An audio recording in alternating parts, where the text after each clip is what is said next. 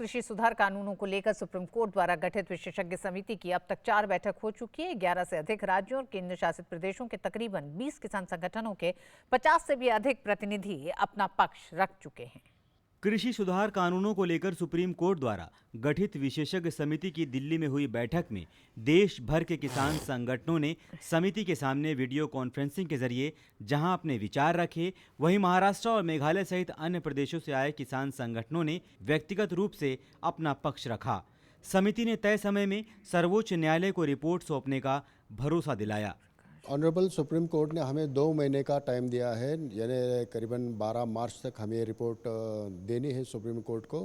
और काफ़ी मीटिंग्स हमारे अच्छी तरीके से चल रही है।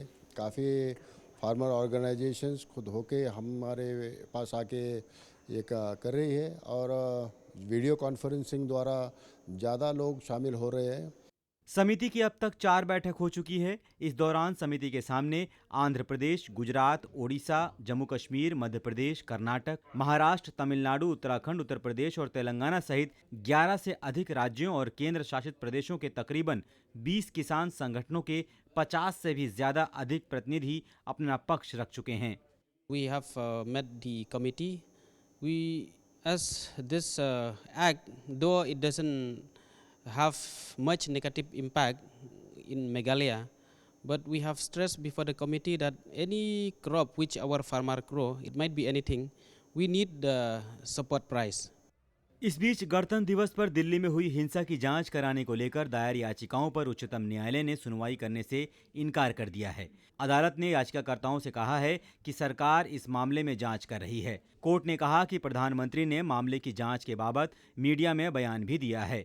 इसके साथ ही अदालत ने याचिकाकर्ताओं को सरकार को ज्ञापन देने की सलाह दी। वहीं दिल्ली पुलिस ने 26 जनवरी को ट्रैक्टर रैली के दौरान हुई हिंसा में शामिल होने वाले लोगों की सूचना साझा करने पर नकद इनाम की घोषणा की है। दीप सिद्धू, जुगराज सिंह, गुरजोत सिंह, गुरजन सिंह की सूचना देने के लिए 1 लाख रुपए और जजबीर सिंह, बूटा सिंह, सुखदेव सिंह और इकबाल सिंह की सूचना देने के लिए 50,000 रुपए का इनाम देने की घोषणा की है। उसके संदर्भ में 44 एफआईआर दर्ज किया गया है। 30 एफआईआर की इन्वेस्टिगेशन लोकल पुलिस कर रही है। 14 एफआईआर की investigation special investigation team crime branch के सौंपा गया है। इन्वेस्टिगेशन अभी जारी है और इस इन्वेस्टिगेशन के दौरान अभी तक 122 लोगों की गिरफ्तारी हो चुकी है।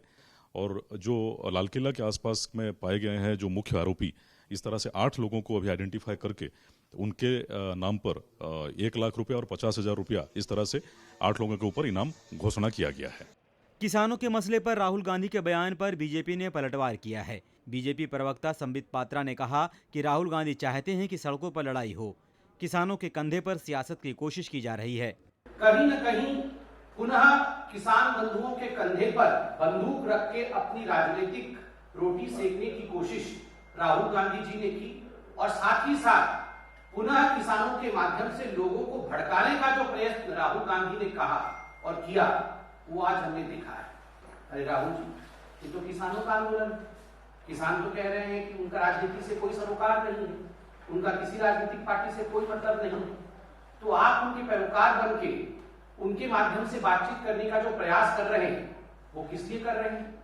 गौरतलब है कि बीजेपी लगातार ये आरोप लगा रही है कि कृषि कानूनों को लेकर जो कुछ किसान संगठनों का आंदोलन हो रहा है, उसे राहुल गांधी और कांग्रेस उकसाने का काम कर रही है।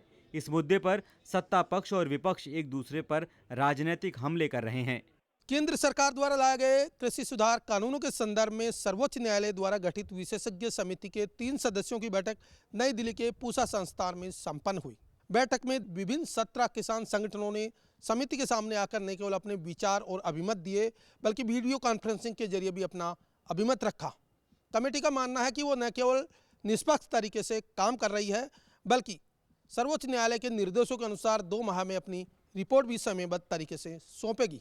मेरे सहयोगी सनी कालरा और मोहित जोशी के साथ में OP Yadav, DD news, Delhi.